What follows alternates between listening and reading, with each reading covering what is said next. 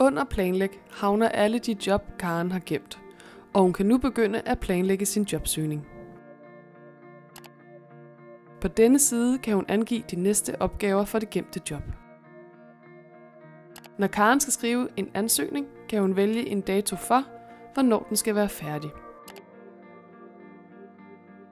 Nu er datoen for opgaven gemt i Karens kalender, og hun kan også finde den nye opgave længere nede på siden.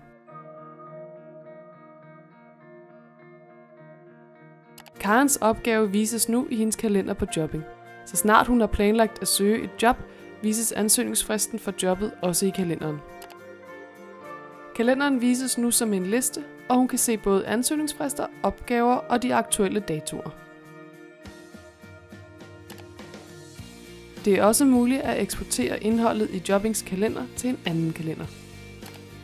Karen kan vælge at dele indholdet i kalenderen med en anden. Og hun kan også bestemme, hvilket indhold i kalenderen, der skal eksporteres. Hvis Karen har søgt et job, kan hun nemt ændre status.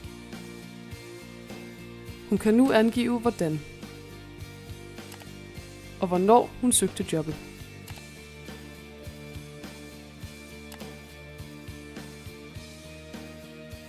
Så snart hun har gemt ændringen, får hun mulighed for at vedhæfte sit CV og sin ansøgning. Når Karen ændrer status på et job til har fået svar, havner det automatisk under historik.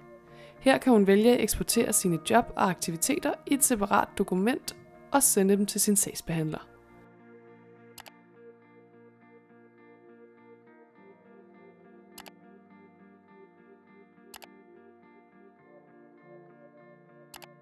Et job kan arkiveres eller slettes helt fra Karens profil.